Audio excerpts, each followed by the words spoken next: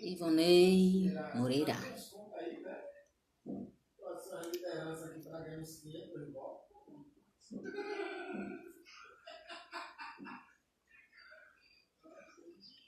Silvia Carla.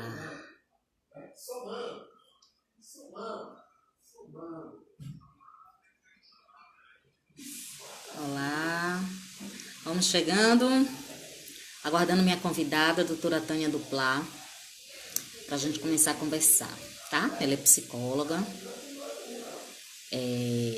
com grande atuação no sistema socioeducativo.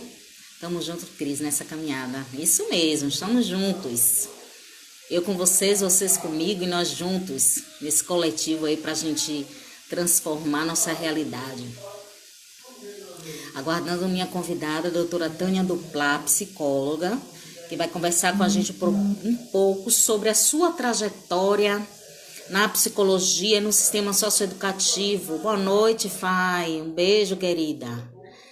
Péricles, Júlio César, vamos chegando. Esperando a doutora Tânia só. Luciano, boa noite, sejam bem-vindos. Vamos chegando. Gente, eu tô achando a tela do meu celular embaçada. Não sei se é isso mesmo, não sei porque já esfriou. Boa noite, tudo bem, Péricles? Boa noite, Júlio. Aguardando a doutora Tânia entrar pra gente começar a conversar. Deixa eu ver se ela já tá por aqui. Não, ela não está por aqui.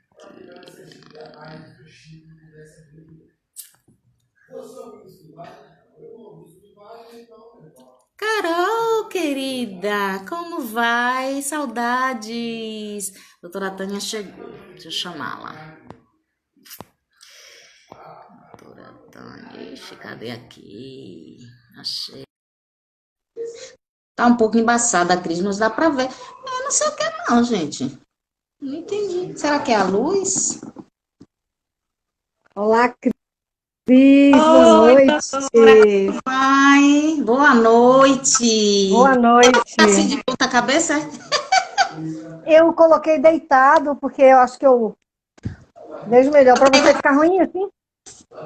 Eu acho que fica ruim para as pessoas, né? Porque eu fico em pé e você fica deitada. Então não, deitada só se eu virar não. também. Deixa eu ver, peraí. A posição... Não, eu viro aqui o meu. Tá? Ah, pronto. Já virei o meu aqui. Ótimo. Vou improvisar aqui o... Caso é que esse fio de ficar passando pela frente. Não é? Mas, rapaz, e aí, não é que Cris, boa noite. Ela disse que... Não é que ela fez mesmo, que ela disse que ia fazer. Fiz. Ora. Tá linda. Meu cabelo, passei batom. A gente tem que se arrumar um pouquinho, né? Você também, tá com cabelo massa. Obrigada. Pro povo ver. Querida, te agradeço muito pelo convite, viu? Fico muito honrada. Ah, sim, a honra é toda minha. A gente tem que dar destaque mesmo a essas pessoas, principalmente nós mulheres que batalhamos, né, por esse lugar ao sol, principalmente na ajuda aos outros, né? Essa empatia de ajuda, esse seu trabalho é muito bonito e as pessoas têm que conhecer nessa perspectiva através do seu olhar, não da profissional, mas da mulher, Tânia Costa Duplá, né? Como foi sua trajetória, a gente tem que conhecer, vale muito a pena as pessoas se inspirarem, né? Esse é meu objetivo, trazer mulheres que inspirem outras mulheres, principalmente, inspirem outras pessoas, mas especialmente outras mulheres, né? Que tudo é possível, tudo é possível. Eu vou te apresentar primeiro, tá? Certo, Cris. Esta é a doutora Tânia Costa Duplá, minha convidada de hoje da live de Mulheres que Inspiram. Doutora Tânia, ela é psicóloga clínica de orientação psicanalítica. Ela é especialista em saúde mental e no tratamento do uso abusivo de álcool e outras drogas. Faz atendimento individual e familiar de crianças, adolescentes e adultos. Doutora Tânia tem um trabalho de muito tempo com adolescentes no sistema socioeducativo, né? Trabalhou na gestão de unidade socioeducativa, né, doutora? Fazendo reordenamento das instituições no aspecto político-pedagógico, nas metodologias de inclusão, saúde, né, ações sociais. Na Fundac fez um trabalho também bacana, né, nessa área de gestão também, com os socioeducadores, né, fez inclusão de um projeto com o sistema assim, de portas abertas, que fez trabalhos, inclusive em artes, agora que eu estou vendo aqui, né? Inclusão social com trabalhos em teatro, em artes, né? Abrindo as portas para a comunidade. Então, um trabalho de muito tempo com esses adolescentes, né? Que a gente chama de infratores, mas que são crianças, né? Que precisam mesmo dessa ajuda, desse acompanhamento, desse acolhimento e principalmente de afeto, né? Uma educação voltada específica para eles, né, doutora? E eu queria que a senhora começasse a falar um pouquinho para a gente. Como foi que a senhora entrou nesse mundo da psicologia? Quando foi que a senhora descobriu que seu negócio era cuidar de mentes? Me conte, como é que foi sua história? Eu tenho uma tia, irmã caçula da minha mãe, ela gosta muito de ler e sempre me estimulou muito a leitura. Eu fui uma criança que sempre gostou muito de ler. E quando eu fui para a escola, eu estudei na escola pública, eu estudei no Colégio Estadual Duque de Caxias, onde eu fiz ensino fundamental, e fiz meu ensino médio na Escola Técnica Federal da Bahia. Com 15 anos, eu comecei a ler uma coleção chamada Os Pensadores. Aí li as 5 conferências introdutórias de Sigmund Freud. E aí foi amor à primeira vista. Nossa. E eu já me sentia muito voltada, né, para essa metodologia maravilhosa que é a psicanálise. Tive a grande sorte e o privilégio de ser aluna do Instituto de Psicologia da UFBA, onde eu me graduei em psicologia, e onde eu tive grandes professores, colegas maravilhosos, assim, que me ajudaram muito a definir e fortalecer o meu afeto e o meu desejo pela prática da psicologia. Na UFBA também me especializei em saúde mental, na Faculdade de Medicina, pelo Departamento de Neuropsiquiatria, que hoje chama-se Saúde Mental e Neurociências. Também tive muito privilegiada com os professores que tive, com os colegas que tive, com essa possibilidade de estudar e ampliar o conhecimento da saúde mental no contexto da clínica ampliada, que é a atenção psicossocial. Uhum. Os nossos CAPs, né, que integram, que é o Centro de Atenção Psicossocial, que substitui o modelo hospitalocêntrico que levava o cuidado na perspectiva da internação e da privação de liberdade. Hoje nós compreendemos que a liberdade é terapêutica e que os aprisionamentos, todos eles, quando se fazem necessários, eles têm seu custo. Na Faculdade de Medicina também eu me especializei em álcool e outras drogas, no cuidado de pessoas com uso abusivo de substâncias psicoativas. Também não só dentro do contexto da clínica privada, mas também assim, voltado para a clínica psicossocial, porque eu tenho um verdadeiro apaixonamento pelo SUS, pelo Sistema Único de Saúde. Né? Sou apaixonada pela atenção básica. Tive a oportunidade agora, recentemente, de concluir uma outra especialização no Instituto de Saúde Coletiva da UFBA, em saúde coletiva, que era um grande desejo, assim, uma paixão que eu tinha. E fiz assim, essa formação agora em monitoramento e avaliação de políticas públicas, especificamente na área de saúde, lidando com informação estratégica. E isso só amplia o meu afeto e o meu respeito pelo Sistema Único de Saúde, que se não fosse o Sistema Único de Saúde, nós estaríamos perdidos agora na situação de pandemia. E o meu grande desejo é ver a psicologia no SUS, a psicologia acessível a todos. Né? Eu já tive esse privilégio de atuar na gestão da saúde mental, né, atuando como referência técnica na área técnica de saúde mental da CESAB, integrei um núcleo de apoiadores institucionais, foi uma experiência exitosa e assim, uma experiência inovadora, né? Viajei bastante por esse interior da Bahia aí, trabalhando com as unidades de saúde mental, com os CAPs, E tudo isso só fez fortalecer esse meu afeto, esse meu desejo por trabalhar com saúde mental.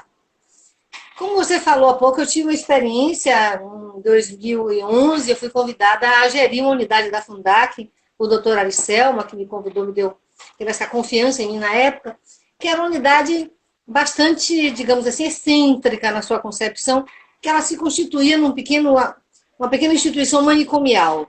O Centro de Educação Especial Elci Freire, como ferramenta do Sistema Único de Assistência Social, ele estava inserido no socioeducativo, mas não tinha adolescentes infratores. Ele tinha adolescentes com transtornos mentais, deficiências mentais, Sim. que estavam em situações de abandono e perigo, de abuso, e eles estavam sob uma situação de abrigamento especial, né, no Elci, que era cuidado pela Fundac, que era a unidade da Fundac.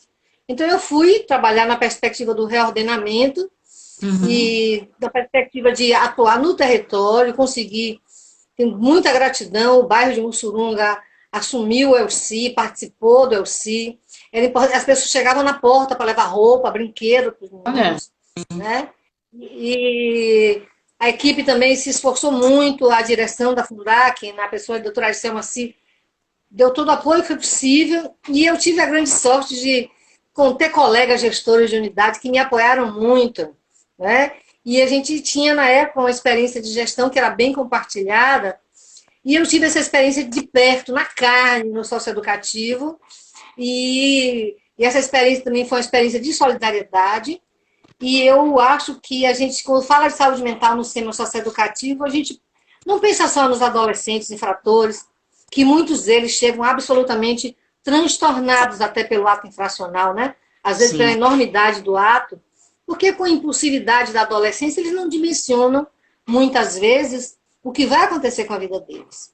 Mas também pensando na saúde mental do socioeducador, os técnicos, os socioeducadores, que trabalham sob pressão, né? E passam, assim, digamos, situações de grande perigo, né? Eu mesmo, assim que entrei na Fundac, eu fui num evento, numa das unidades socioeducativas, era um evento artístico, um evento de integração. Os adolescentes do Elci se apresentaram, uma peça linda que eles faziam, muito bem treinados pela equipe pedagógica, mas no fim do evento rolou um motim, os meninos começaram a jogar cadeiras para cima, foi meu batismo de fogo, porque a equipe, né, da unidade imediatamente entrou em ação e conseguiu fechar as áreas todas, saímos todos são e salvos, ninguém se machucou, mas foi um batismo de fogo, porque as pessoas acham que os meninos socioeducativos estão no sistema prisional. Não estão. Estão no sistema socioeducativo que tem características de privação de liberdade. E não é nenhum parque de diversões. Nem para os educandos, né, para os socioeducandos, nem para os seus cuidadores, que são os socioeducadores. Foi o seu primeiro contato com esse público adolescente? Foi no socioeducativo? Não, eu sou especialista em saúde mental de crianças e adolescentes, trabalho com crianças e adolescentes há mais de 30 anos no consultório. Quando me especializei em saúde mental, me voltei para essa área especificamente. E eu tive uma vez um grande privilégio, eu trabalhei, quando me formei, trabalhei numa escola, né, como psicóloga na escola, e eu depois tive a experiência de trabalhar, prestar serviço para o sistema de bibliotecas públicas. A gente realizava um trabalho na biblioteca pública chamadas oficinas culturais para adolescentes, onde se discutia os temas relacionados à sexualidade, drogas, violência, família, afeto, sempre com a presença de artistas que eram voluntários, né? Aí aproveito para fazer um agradecimento público para a doutora Rita Carvalho, pediatra, atriz, que coordenou muitos dos eventos, né? A Confraria da Basófia, que fez várias apresentações artísticas para a gente, o ator Sérgio Teles, Sérgio Almeida. Na época também contamos muito com a parceria do escritor Nivaldo Lariu, de um grande ator Marcelo Prado, André Elia. Então, eram muito dinâmicas, porque os adolescentes das escolas públicas, muitos inclusive do socioeducativo, passavam uma tarde na biblioteca pública, na Monteiro Lobato, Nazaré, na pública aqui nos Barris, na Tales de Azevedo, lá no Costa Azul, e naquela biblioteca linda do Rio Vermelho, era uma tarde de atividade de conversa com eles. Então, era assim, muito adolescente para a gente trabalhar. Em 2004, eu fui convidada a coordenar projetos no Centro de Referência do Adolescente Isabel Souto, órgão da Fundac, que faz parte da área técnica do adolescente. Hoje em dia, o centro não existe mais, mas foi uma experiência muito interessante, onde eu pude atuar no programa Saúde das Escolas e fazer também parcerias interinstitucionais na implantação do programa Saúde do Adolescente. Então, tem muito adolescente na minha vida aí. Muitos. E eu gosto muito do atendimento à criança e adolescente, que é uma resposta rápida, né? E o socioeducativo, eu tive contato nesse ano de 2000 com os adolescentes que frequentavam as bibliotecas públicas, assim como no CRAD, né, de 2004 a 2007. Em 2007, eu fui para a área técnica de saúde mental, integrar esse projeto, né, que era Núcleo de Apoiadores Institucionais, que era um projeto da Fundação de Pesquisa da Associação Médica Baiana, né, da FABAMED, e a gente fez um trabalho muito interessante, viajando pelos interiores, fazendo supervisão, vistoria de CAPS. Até hoje eu dou um sorriso até aqui se eu entrar num CAPS, porque é um ambiente que me alegra, né? Você vê o paciente com transtorno mental sendo cuidado em liberdade, com oficinas, atividades diversas, sem tranca, né? É uma coisa que me fortalece meu coração. E no socioeducativo eu procurei levar essa experiência, de levar os meninos para a atuação no território, tanto os atendimentos médicos, odontológicos, que as unidades têm equipes técnicas de saúde.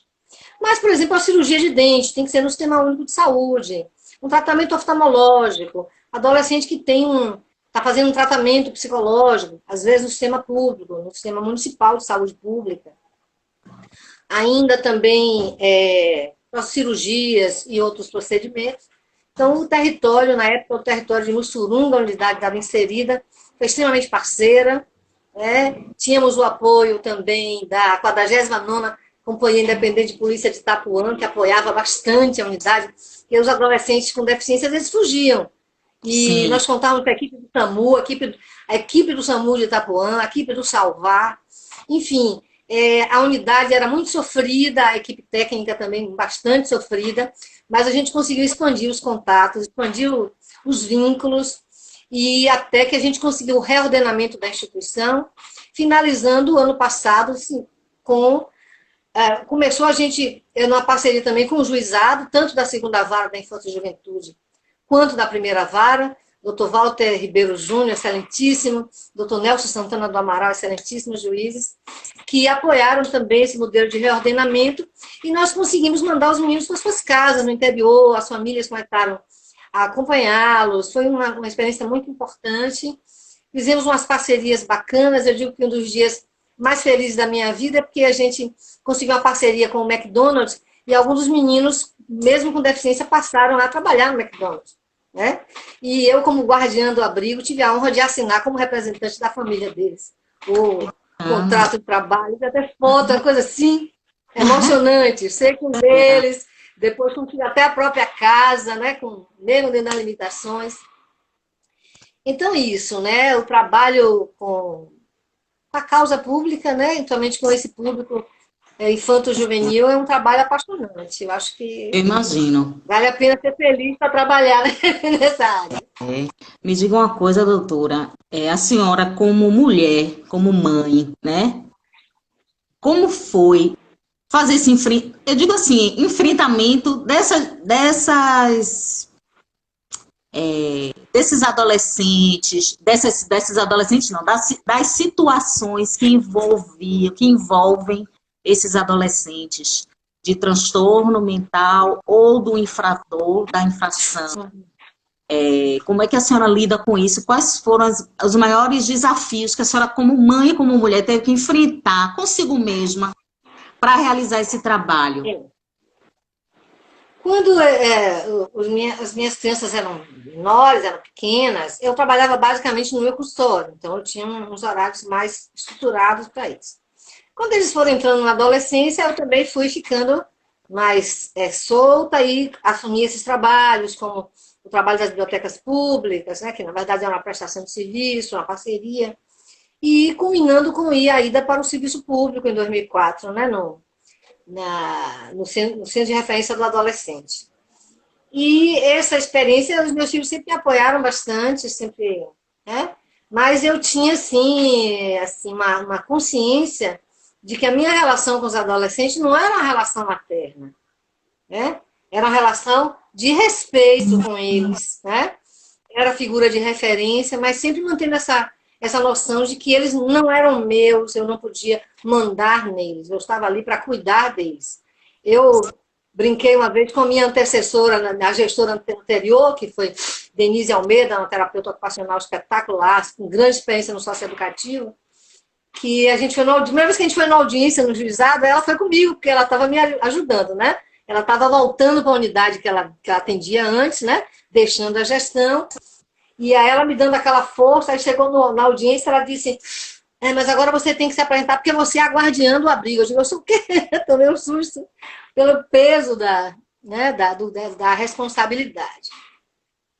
Mas, assim, a gente lidou, inclusive, assim, com algumas dificuldades, assim, por ser mulher, né? A gente sabe que a gente lida um pouco com isso. Alguns aspectos de machismo, eu diria assim, moderados, mas encontrei, surpreendentemente, duas situações de machismo da parte de mulheres, né? Sim. Que, assim, com certa relutância em ter uma chefe, né? E, na verdade, eu fiz gestão compartilhada. A diretora ia na unidade e dizia onde é a sua sala, de como tem sala, dividia a sala com o supervisor, dividia a sala com a coordenadora técnica, que achava que não precisava ter esse espaço tão reservado, porque eu acreditava na gestão compartilhada, como acredito. E creio que esse desafio é para todas as mulheres que trabalham no sistema socioeducativo, todas as mulheres que trabalham nas unidades básicas de saúde, que é quem lida na ponta, né? Quem Sim. lida com o público, o grande público, pessoas que trabalham nos CRAs, as assistentes sociais, psicólogas nos CRAs, nos centros de referência em assistência social, nos centros especializados, nos postos de saúde, nas policlínicas, no sistema socioeducativo. As mulheres acabam tendo algumas dificuldades adicionais.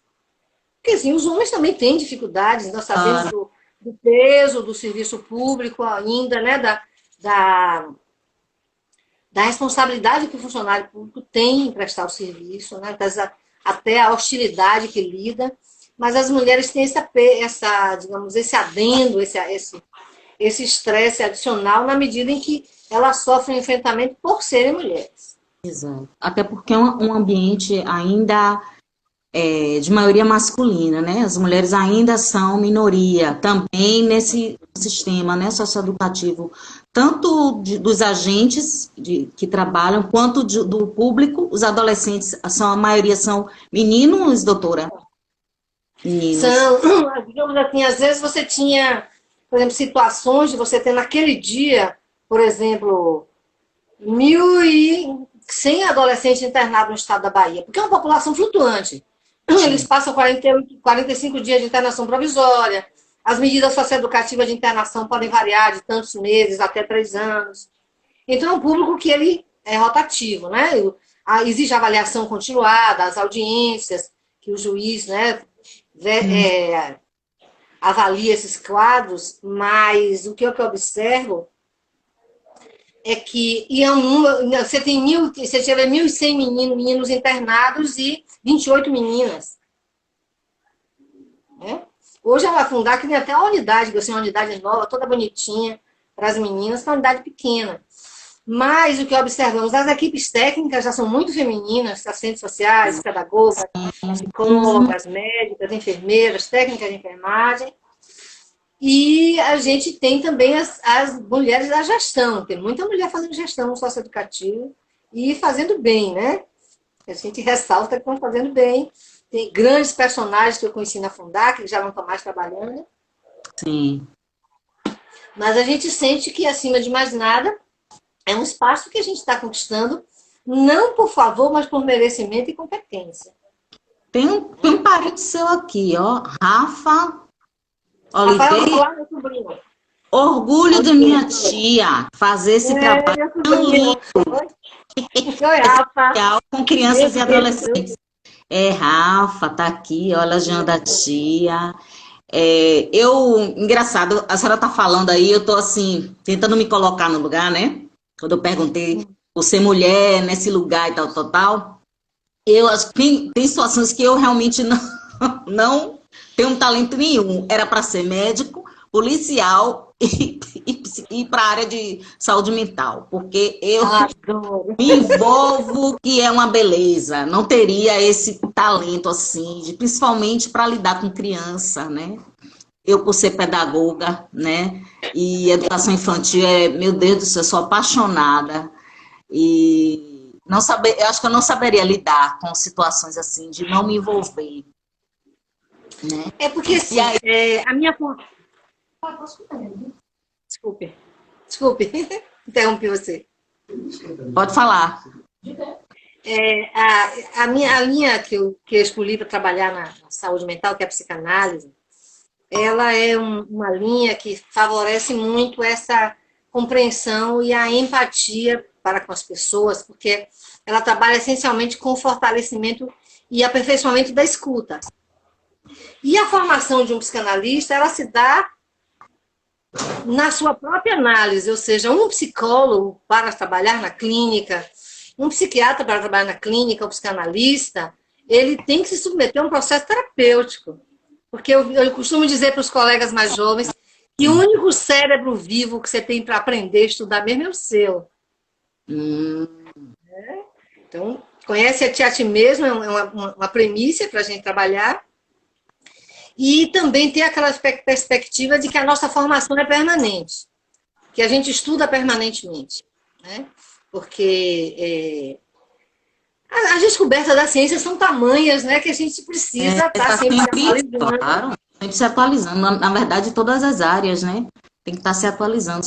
São desafios novos a cada dia que a gente enfrenta. Cada dia. Né? Mas é bom, Cris. Acredito que a gente fica com uma vida mais dinâmica, assim. Não no sentido da agitação, que a gente precisa aprender até a baixar um pouco a agitação, mas no sentido de ter uma vida mais exitosa, mais prazerosa, porque as pessoas às vezes dizem, como você falou, é difícil trabalhar na saúde mental, mas tem grandes recompensas. Primeiro, que é a sensação de ser alguém que as pessoas confiam em você, e lhe confiam as coisas mais preciosas que tem. Segundo, que você aprende muito com seu paciente. A cada paciente, a cada pessoa que a gente trata, que a gente cuida, a gente aprende com ele.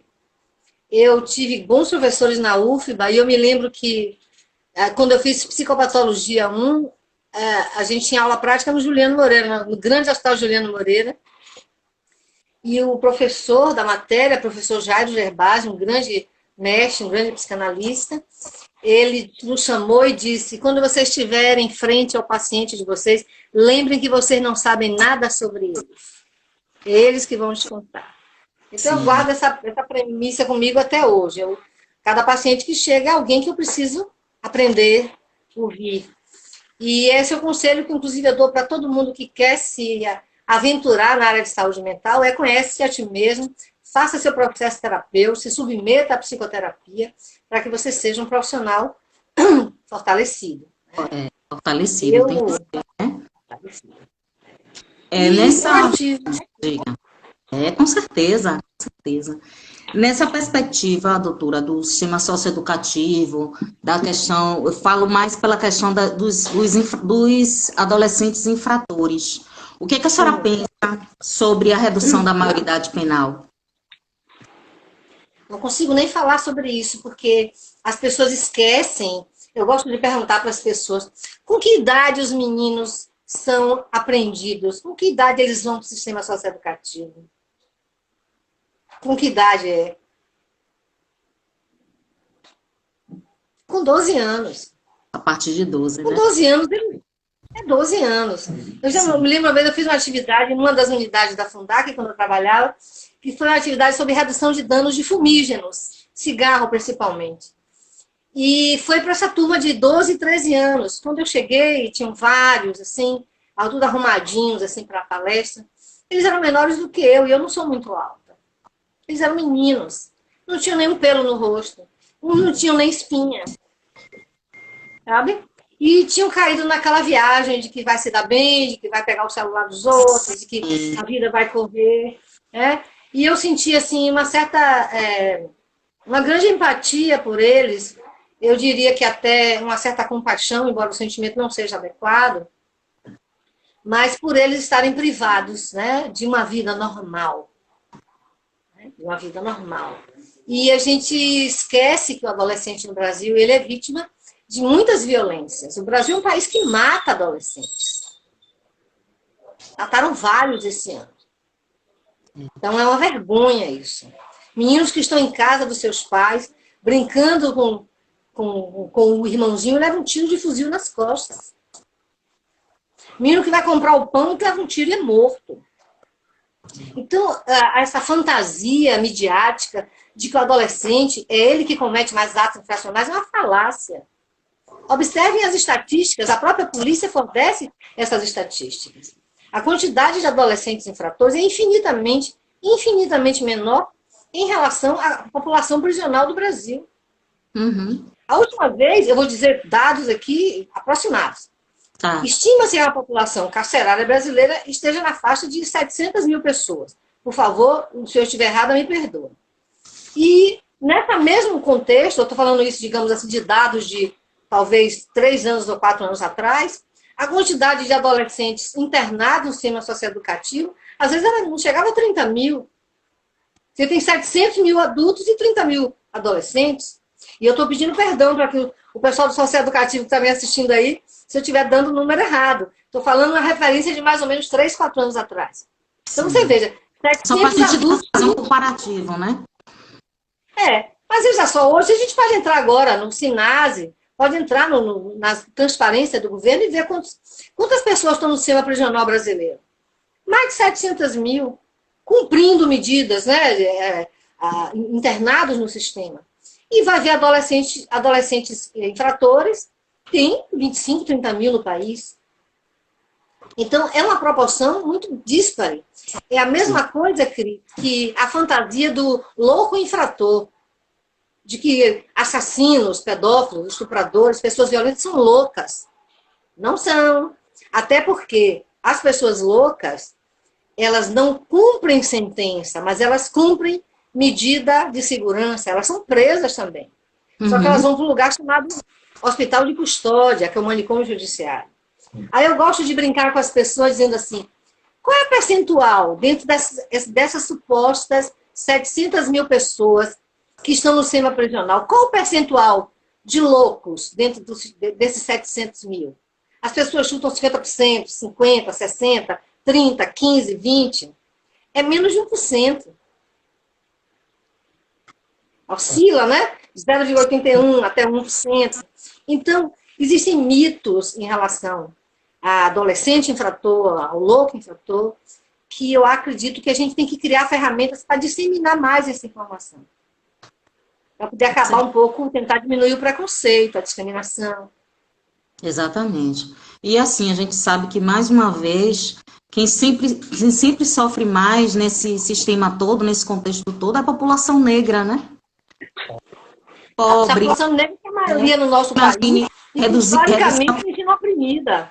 Reduzir maioridade penal. Quem vai sofrer as consequências? A população pobre, negra da periferia, os adolescentes negros, quem são os que sofrem mais homicídios, né? Hoje a gente estava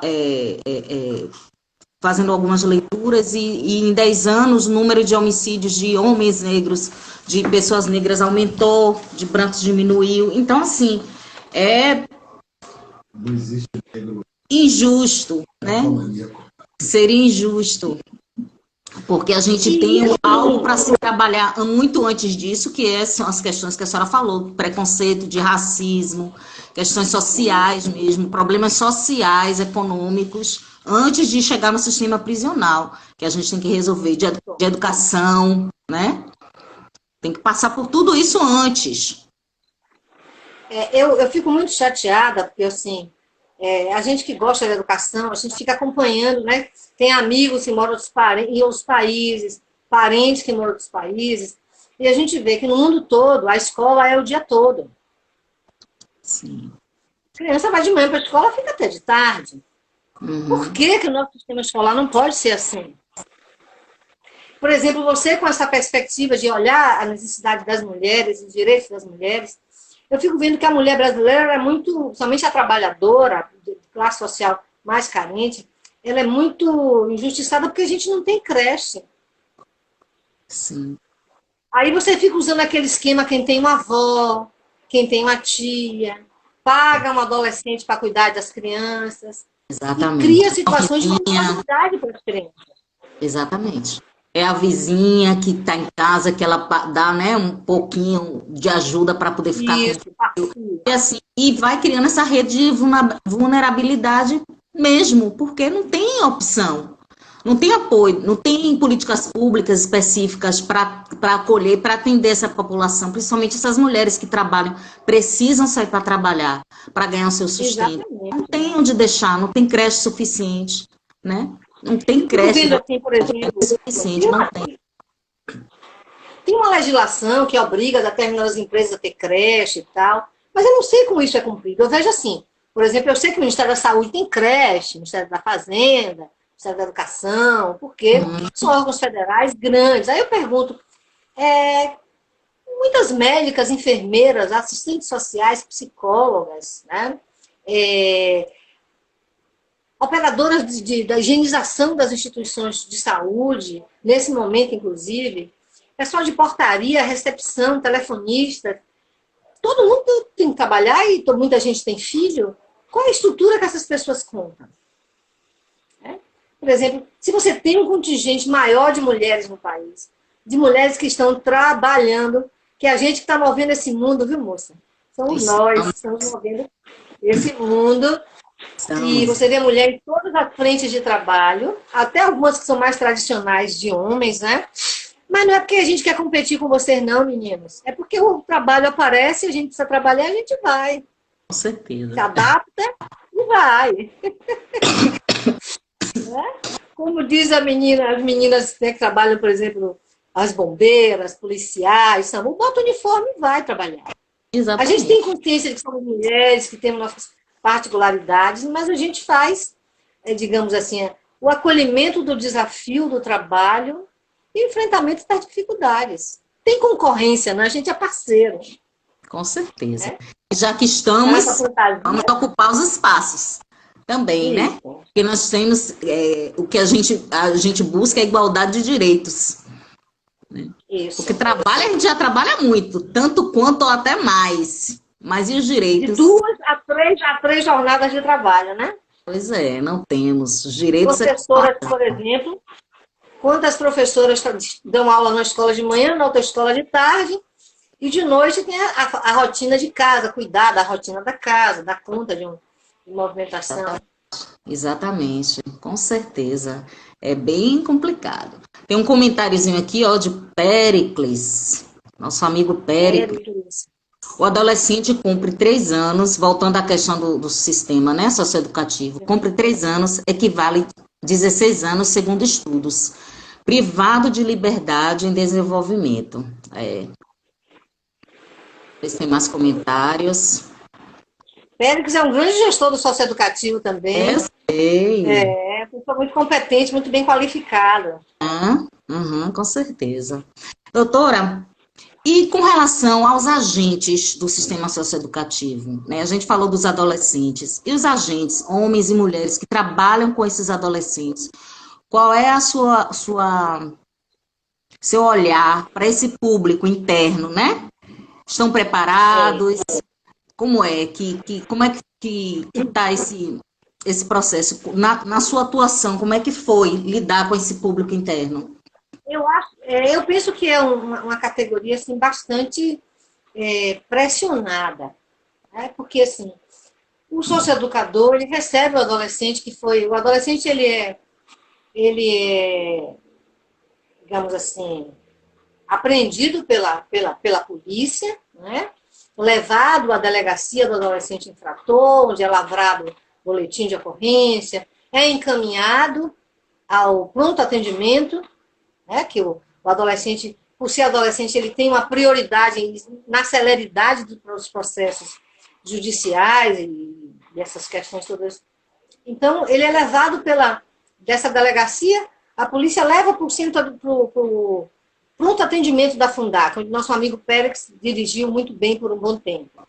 Lá, esse adolescente ele é custodiado por um tempo, apresentado ao Ministério Público, o Ministério Público decide ou pela internação provisória, ou pela entrega aos pais, depende de uma série de contextos, né? Mas é muito comum que ele seja designado uma medida socioeducativa de internação provisória de 45 dias, enquanto se dá um inquérito policial, toda aquela parte legal. E o socioeducador, ele recebe um adolescente que ninguém quer. A família não quer aquele menino. A sociedade não quer ele. Ninguém quer, a escola não quer. E o socioeducador recebe aquele adolescente, como ele diz brincando, recebe nos peitos aquele adolescente, que ele tem que cuidar para que aquele menino seja devolvido melhor à sociedade. Tem que convencer aquele menino a frequentar a escola, lidar com a angústia, a ansiedade, a agressividade, a frustração do menino. E eu acho que é uma categoria que precisa de um olhar mais afetuoso. Eles precisam de algumas compensações, não só a devida remuneração financeira, que eu acho que eu estimo que todo trabalhador precisa, garantias, né? Eu vejo, por exemplo, aqui na Bahia, não sei como está agora, mas muitos socioeducadores são terceirizados. Sim. Na saúde também, né? A terceirização deixa o funcionário um pouco instável, ele investe no aprimoramento, daqui a pouco o contrato dele vai embora, acaba. Também acho que preciso criar situações de trabalho mais confortáveis, né? Oferecer mais treinamento, uma atualização permanente, criar planos de cargos e salários que as pessoas possam almejar o seu crescimento. Porque se você não investe naquele funcionário que trabalha no socioeducativo, como é que você quer um socioeducativo eficiente? Exato. Eu acho que a gente precisa de um olhar carinhoso e os socioeducadores devem também olhar para si mesmos de forma assim, afetuosa, no sentido, primeiro, de criar um contexto de união e fortalecimento da categoria, não só por questões sindicais, mas uma questão de solidariedade, de parceria, de apoio mútuo, como também criando estratégias para que o trabalho possa fluir de forma menos desgastante. Certo. A senhora teria, assim, né, de toda essa sua trajetória no sistema socioeducativo, alguma situação específica com algum adolescente que a senhora tenha acompanhado, assim, e que realmente mudou, que a senhora tenha acompanhado, de ter ainda hoje contato desse hoje adulto, de ter passado pela senhora? Não, porque assim, eu acho que é um dos princípios do socioeducativo é que aquele adolescente seja esquecido depois que ele cumpre a sua medida, que ele consegue resgatar o respeito da sociedade, da família, que ele saia sem marcas. Claro que a gente pode um dia encontrar na rua, e você, tudo bem e tal, mas a gente não deve lembrar, eu conheci esse menino dentro da unidade, não. Ele é um menino, uma menina na rua. É a questão de cumprir de internalizar o Estatuto da Criança e do Adolescente. Né? Tive, durante o período que eu trabalhei em socioeducativa, uma experiência também muito interessante, além da experiência de reordenamento do Elci Freire, que foi trabalhar como agente especial de proteção na segunda vara da infância e juventude. Ficava na sala de audiência no meu plantão com o doutor Nelson Santana do Amaral, doutora Edicira Chang, pessoas assim que eu aprendi muito com eles, e assim, eu conseguia ver a trajetória do menino, né? Da apreensão, à delegacia, a chegada ao Ministério Público, até a sala de audiência, onde ele era julgado, né? Não se iludam pessoas que o menino não é julgado, o menino é julgado, tem advogado, tem promotor, juiz, sentença, o nome é outro, né? É medida socioeducativa de internação, mas é privação de liberdade. E assim, a gente tem que ter um olhar muito carinhoso com essas pessoas que trabalham no socioeducativo, técnicos espetaculares, psicólogas, enfermeiras, médicos, né? E que fazem isso, dão o melhor. Me lembro de um adolescente que ele foi para a unidade, ele não tinha deficiência, mas alguém achou que tinha. E ele chegou todo magrinho, um cinzento, a pele toda machucada. E aí a equipe voltou em volta dele, é dentista, pediatra, não sei o quê, remédio para isso, atividade, isso. Aí eu me lembro que uns 40 dias depois, 30 dias depois, a gente foi levar ele na primeira vara da Infância e Juventude para audiência, né? Com a juíza, para ver se ele voltava para a família. Aí uma pessoa que inclusive fez assim, ué, é você, fulano? Sou eu. Você tá bonito, rapaz, tá bonito, a pele bonita. O menino tava bonito, bem arrumado, bem cuidado. E eu vi muito isso, os meninos saírem muito arrumadinhos, menino que fazia curso de cabeleireiro, que se revelava de alguma forma, né? Tem as dores também, o socioeducador sabe disso. A gente investe naquele adolescente, cuida, leva para o dentista, leva para o CAPS, né? Leva para a escola, e o menino cumpre a sua medida socioeducativa, volta no meio da sua família e alguém mata ele. Aí avisa a gente que o menino foi morto. Isso dói como queira, viu? Porque muito assim, difícil. foi um dos pontos que a gente conversou com o Carlos na outra live que a gente fez, que muitas vezes a unidade faz esse trabalho, né, com o adolescente, mas o Estado, o governo, não tem políticas públicas para assistir a família como um todo, o contexto dele, familiar como um todo. Porque ele passa aquele processo ali dentro da unidade, melhora, sai, né, ressocializado, como dizem, mas ele volta para a mesma realidade, muitas vezes. Às vezes ele não tem opção, a família não tem opção. Ainda volta, às vezes, até com esse rótulo, né, de que ficou preso, né, porque as pessoas que estão fora não sabem como é que funciona esse sistema. E acham que é prisão, ele ficou preso. Então, assim, não tem um trabalho, assim, conjunto também para a família, né? Deveria ter um projeto, um programa específico. A senhora não acha, não? Acho que tem, viu, Cris? Tem vários programas, mas tem o programa do egresso, que o próprio socioeducativo acompanha por um tempo os adolescentes egressos do sistema. Tem o próprio Sistema Único de Assistência Social com os CRAs, com os CREs, que tem profissionais extremamente dinâmicos e competentes. O que a gente falta na nossa sociedade é uma efetivação, é até uma redundância, mas uma implementação das políticas públicas. Né? Investir no que já tem mesmo, para que possa funcionar melhor. E funcionar melhor, essas famílias, às vezes, precisam entrar, por exemplo, que já foge um pouco da nossa área, mas não provida num programa de proteção à testemunha. Mas você tem que tirar aquele adolescente daquele lugar e levar para outro.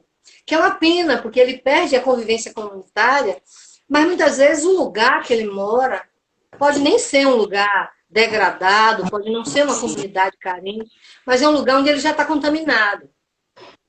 Todo mundo já conhece ele, marcou ele, né? Exato. Por aí. E aí vem aquela coisa de vingança, enfim. Muito triste essa parte. Com certeza, com certeza. Tem que ter ações mais efetivas realmente, né, de apoio, né, a esse adolescente quando ele sai, quando ele vai, né, volta para sua família. O que a senhora pensa sobre a criação de uma guarda civil socioeducativa municipal? A gente já tem a guarda civil e uma específica para o socioeducativo. Que a senhora pensa assim? Eu não conheço nada sobre isso. Nunca, primeira vez que eu ouço falar de você, não sei como funcionaria.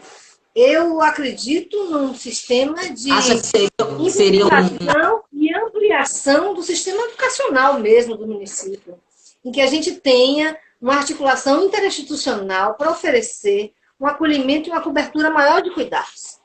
Não sei se é uma guarda, um policiamento específico. A gente já tem, né, policiamento ostensivo, que a Polícia Militar faz, a gente já tem a Polícia Científica, que é a Polícia Civil, né, tem o sistema judiciário. Eu não sei se é a criação, talvez, de uma outra instituição. Né? Já tem a própria Guarda Civil Municipal, né, que talvez precise, inclusive, de também ampliar o quadro, teve até concurso recente, ampliar o quadro, ampliar o cartel digamos assim, de oferta de treinamento, de qualificação do profissional, Sim. né? Que a gente tem, assim, se a gente tem uma equipe e a gente puder valorizar. Eu me lembro de uma época que eu não sei se ainda existe esse programa, chamado Pronace, que era um programa de investimento na segurança pública, os policiais faziam cursos. Eu fiz umas matérias de sociologia, estudei com o professor Eduardo Paz Machado, Sociedade e Violência no Brasil, e tinha vários policiais lá estudando, fazendo mestrado, especialização, né? Eu acho que é isso, a gente tem que investir quem já está no ramo, abrir novas vagas para novas pessoas, porque eu não acredito nessa história de Estado mínimo, não. Eu acredito na história do Estado como um bem de todos, porque, afinal de contas, quem é dono do Brasil somos nós. Cada um de nós é dono de um pedacinho. Com certeza. E a gente tem que cuidar do que é Eu nosso. também sou a favor, o Pronas foi excelente. Foi excelente. Estou comentando aqui, Matos está comentando aqui. Eu também sou a favor de se investir. 9 minutos. Tá me avisando aqui do tempo, que faltam 9 minutos. Mas tem uma direção aí, é muito bem. De se investir em educação e investir no público que já está, tanto o público interno, tanto nos profissionais, quanto no público que é atendido. Né? Assim. Eu penso também, que desculpe, os programas de liberdade meio aberto, aquele que o adolescente que comete ato infracional análogo a crimes de menor poder ofensivo, o juiz determina que ele tem família, que ele seja entregue à família, e ele tem que cumprir umas recomendações. Escola, atividades que o juiz determina, para que ele tenha noção de que aquilo que ele fez não é para se repetir, que a sociedade não vai aceitar que ele saia roubando celular, essas coisas, por exemplo. E aí, acho que é nessa área que nosso município precisa investir mais. Salvador precisa de mais acolhimento, Salvador precisa de mais creche. Tem um sistema de acolhimento para esses adolescentes que consiga captar a atenção e o desejo desses adolescentes pela escola, pelo esporte, pelas atividades artísticas. Exatamente. Terra de artistas, gente. Tem que botar os meninos aí para cantar, dançar, sambar. É uma bandeira que eu defendo. A arte transforma, gente. A arte transforma, a arte liberta. Liberta. Tem vários programas interessantes, né? Por exemplo, o Neogibá, que é um programa de levar música. Nossa, lindo o programa. Tem vários outros. Lindo. Para mim é arte. Meninos tocando. Arte, esporte. Com certeza. Esportes e arte, cultura e esportes, né? A gente tem 8 minutos para finalizar. Eu queria muito agradecer sua participação. Foi uma conversa assim realmente inspiradora, né? Eu espero ter, com esse relato seu, ter realmente ajudado todo mundo que assistiu, principalmente as mulheres, outras mulheres, né? Que estão passando esse momento, principalmente de pandemia, né? Que tem ajudado um pouco a gente saber que isso tudo vai passar e de que é possível, sim, né, a gente continuar em frente com apoio, com afetividade, com essa sororidade que nos é tão peculiar, que é nosso, né, da mulher, ajudar umas às outras, não é? Nessa nossa luta diária que a gente precisa de um pouco mais de visibilidade, de atenção. E aí eu queria que a senhora finalizasse com suas perspectivas, né, de futuro, pós-pandemia. O que a senhora teria a dizer para nossas companheiras mulheres, batalhadoras, guerreiras como nós, que estão batalhando aí cada dia pelo sustento de suas famílias, né, nesse momento de pandemia? Conselhos a senhora teria? Eu te agradeço, antes de mais nada, porque me sinto bastante honrada. Eu já disse, eu dei boas entrevistas para televisão, essas coisas, mas é a primeira vez que eu vou dar uma entrevista sobre mim mesma, né? E você conduziu muito bem, me sinto, assim, bastante contemplada por dizer as coisas que sinto. E eu diria, assim, que existe uma concepção de que só existe paz se a paz for para todos. Só existe bem-estar social se ele for para todos. Então, o que a gente precisa é de sororidade, solidariedade e empatia. Então, se você é louro de olho azul, não impede de você sofrer com racismo. né? Porque a dor do outro também é a sua dor. Se você é homem e você não é mulher, não corre certas vítimas de certos perigos que a mulher corre, ainda assim você é solidário. Se você é um bom ser humano, você é solidário com aquela mulher, mesmo você não sendo mulher, né? Eu tenho um videozinho que circula pela internet, que tem uma mocinha em pé no metrô, e um rapaz pega o celular e começa a filmar embaixo da saia dela. Um homem levanta-se e dá um lugar para ela sentar. É uma coisa simples, né? Ele olhou ali e viu que aquela menina podia ser a filha, a irmã, a prima, a esposa, a amiga, né? Então, a solidariedade é algo muito inteligente. Solidariedade não é caridade. Até porque a caridade ela é vertical, nada contra a caridade, mas a solidariedade ela é horizontal e ela faz com que empaticamente você veja o outro como alguém igual a você. Exatamente.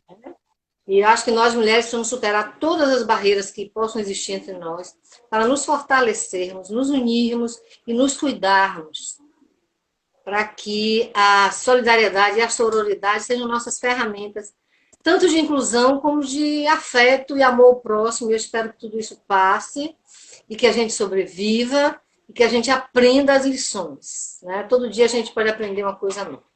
Com certeza. Obrigada por isso, viu, Cris? Muito obrigada. Especial. Eu adorei seu relato. Parabéns pelo trabalho, né? Espero que... Eita, o outro está aqui tirando foto, que tá uma beleza. Que a gente continue essa parceria, né? Assim, eu espero também ter contribuído com esse seu depoimento, com outras mulheres, né? Que elas tenham se inspirado realmente. E que é isso que a gente precisa, né? De vez e de voz. A gente está aqui, assim, nessa linha de frente, mas pelo menos, assim, o meu objetivo é trazer outras, né? Puxar... Vir comigo, vamos, mulheres, vamos, porque nós podemos, nós temos direitos, tanto quanto os homens, né? Não desmerecendo capacidade nem nada disso, mas nós temos especificidades que precisam ser olhadas, precisam ser cuidadas, sim, principalmente pelo Estado, pelos governos, pelo município, e é essa visibilidade que a gente quer, né? Essa voz que a gente quer e que a gente quer alcançar. Então, essas lives de Mulheres que Inspiram é para isso. Para a gente, gente, nós estamos aqui. A gente, como a senhora falou, a gente move o mundo, mas ninguém cuida da gente. Então, a gente Só nós mesmas. Só nós mesmas. E eu espero, hein, Cris, que essas eleições e nas próximas, que a gente bote mais mulheres no legislativo, no executivo, e mais mulheres também no judiciário, nas polícias, nas áreas de saúde, educação. A educação já é a mulherada toda nossa, né? É a mulher, Ave Maria, com certeza. Mas a gente precisa, sim, de mais mulheres e nos outros espaços, especialmente nos espaços de poder. Mulheres negras também, que sofrem mais, né? Um pouco mais. Mulheres negras sofrem mais violência, sofrem mais vídeos e discriminação. Precisamos dessa representatividade. Eu queria te agradecer mais uma vez. Tenha uma excelente noite. Foi muito bacana a nossa conversa, muito leve, muito emocionante. Eu gostei muito. Agradeço a todos que estiveram aqui com a gente, tá? Obrigada a todo mundo. Até a próxima. E continuem me seguindo, compartilhando meu material. Cris Magalhães Oficial 2020 é meu Instagram. Facebook também igual e YouTube também. Compartilhem, me sigam, porque tem muita coisa boa por aí ainda para nós mulheres especialmente, mas para toda a sociedade, principalmente para essas comunidades periféricas, né? Aqueles que não têm voz. Um beijo. Eu queria convidar o pessoal, eu sou @Tânia Costa do Plat, psicóloga no Instagram. A gente também compartilha dicas sobre saúde mental, sobre psicologia. E eu quero agradecer muito a presença de todos vocês. Me sinto bastante orgulhosa de ter tido tantas pessoas aqui com esse momento nosso. Um beijo grande, gente. Boa noite. Beijo, doutora. Um beijão, gente. Obrigada a todos pela presença. Até a próxima. Tchau. Boa noite. Tchau.